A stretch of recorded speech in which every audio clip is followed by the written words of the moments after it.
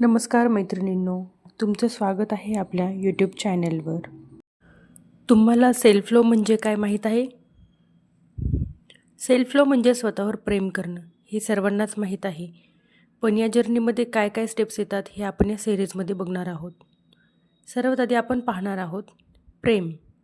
प्रेम ही भावना एवढी मोठी आहे की आपण एखाद्याला जीव लावतो किंवा एखाद्यावर प्रेम करतो.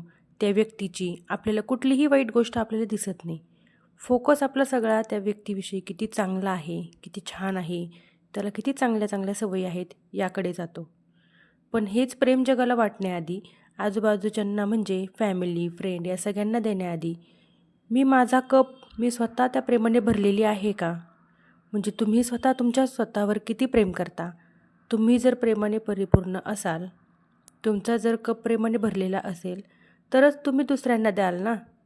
नाहीतर तुमच्या रिकामे कपने तुम्ही दुसऱ्याला काय ऑफर द्याल? त्यामुळे सेल्फ लव्ह खूप मॅटर करते. या सिरीजमध्ये मी तुम्हाला फक्त सेल्फ लव्ह म्हणजे काय हे सांगणार नाही, तर तुम्ही ते रोज डेली कसे इम्प्लिमेंट करायचे ते देखील सांगणार आहे. सेल्फ लव्हसाठी पहिली स्टेज म्हणजे ॲक्सेप्टन्स. जी प्रॅक्टिस मी 2 वर्षापासून करत आहे आणि ज्यामुळे माझी लाईफ चेंज झाली ते म्हणजे ॲक्सेप्टन्स. समजा एक चित्रकार आहे व त्याने खूप सुंदर चित्र काढले आहे. त्यामध्ये जर आपण जी लॅकिंग आहे म्हणजेच शेडिंग चुकली आहे, शेप चुकले आहेत, मेजरमेंट इकडची तिकडे झाली आहेत किंवा लाईनच्या बाहेर गेलेली आहे किंवा उठावदार दिसत नाहीत, तेवढे सुंदर दिसतही नाही. पेस्टल कलर वापरले असते तर चांगलं झालं असतं. व्हाईट जास्त असतं तर चित्र अजून उठून दिसलं असतं. इतकी सगळी तुम्ही ते चित्र काढणाऱ्याला सांगता, त्याला कसे वाटेल? आणि स्वतःलाही विचारा की एखाद्याने एवढ्या मेहनतीने तासनतास बसून एखादं ड्रॉइंग काढलं आहे आणि त्याला तुम्ही एवढं अंडर एस्टिमेट केल्यानंतर तुम्ही स्वतःच्या मनाला विचारा की तुम्हाला कसे वाटेल? अरे आपण खूपच नावं ठेवतोय, खूप मायनस पॉईंट काढतोय असं वाटेल.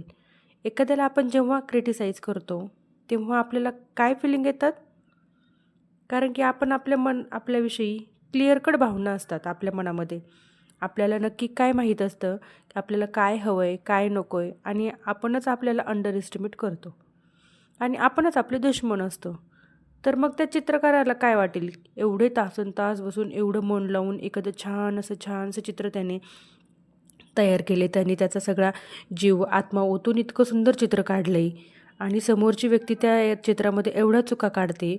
मग खरंच ते चित्र आपल्याला जमलं का नाही? असं समजून ते चित्र साईडला ढकलून देईल व त्याकडे कधी बघणार देखील नाही. म्हणून त्या चित्रकाराच्या जागी जर तुम्ही असाल तर तुम्हाला कसं वाटेल? चांगलं की वाईट? हा प्रश्न आपण स्वतःच्या मनाला विचारायला पाहिजे. एक्झॅक्टली. तुम्ही त्या युनिव्हर्सला दररोज उठून सांगता की तुझं बनवलेलं चित्र चांगलं नाही आहे. त्या युनिव्हर्सने तुम्हाला एक युनिक सोल म्हणून पृथ्वीवर खाली पाठवलं. तुमची स्वतःची एक युनिक आयडेंटिटी आहे. त्या आयडेंटिटीला तुम्ही रोज रोज क्रिटिसाइज करता. रोज रोज सांगता की माझे केसच चांगले नाही, माझा चेहराच चांगला नाही, माझा कलर अजून थोडा ब्राईट असता तर छान झालं असतं, माझी उंची अजून थोडीशी जास्त पाहिजे होती, जरा शेपमध्ये असते तर छान दिसली असते, मला अमुक तमुकसारखं बनवलं असतं तर किती छान झालं असतं. अशा एक ना हजारो चुका आपण आपल्या स्वतःमध्ये शोधत असतो. कितीतरी गोष्टी निदान दिवसभरात 9 ते 10 वेळेस तरी आपण स्वतःला नावं ठेवत असतो. म्हणजे त्या युनिव्हर्सनी किती मेहनत घेतली तुमच्यावर. आपल्याला जे आपण स्वतः जे आहोत ते युनिव्हर्सनी इतकं सुंदर असं शिल्प जे घडवलं आहे, त्याला रोज आपण नावं ठेवत असतो, रोज क्रिटिसाइज करत असतो. त्यामुळे युनिव्हर्सलाही वाटत असतं हे रडणारं बाळ आहे, याला एवढं सगळं दिलं तरी याचं समाधान नाही.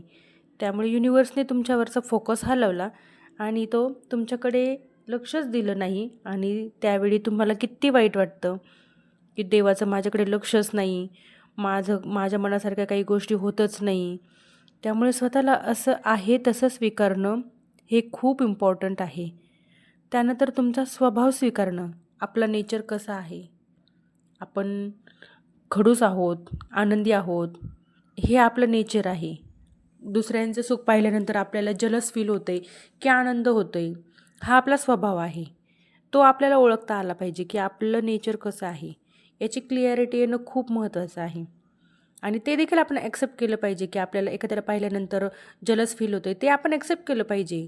आणि नंतर आपण आपल्या माइंडवर रिप्रोग्राम करू शकतो की नाही, मला जलस व्हायचं नाही आहे. हे आपण स्वतः आपल्याला ॲक्सेप्ट केलं पाहिजे. ॲक्सेप्टन्स म्हणजे आहे तसं स्वीकारणे, पण ॲरोगन्स म्हणजे निगेटिव्ह थॉट आहे. ॲरोगन्स म्हणजे तुम्ही स्वार्थीपणाने, उद्धटपणाने वागता. स्वार्थीपणा म्हणजे सेल्फ लव नव्हे. स्वतःची फ्रिक्वेन्सी अप करणे म्हणजे सेल्फ लव. अशा प्रकारे आपण सेल्फ लव म्हणजे काय हे आजच्या भागात पाहिलेलं आहे. आता हे सेल्फ लव कशा प्रकारे करायचं ते आपल्या अपकमिंग पार्टमध्ये मी डिटेलमध्ये एक्सप्लेन करणार आहे.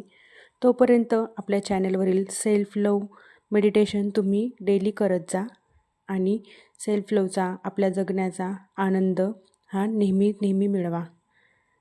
Thanks for watching. बाय.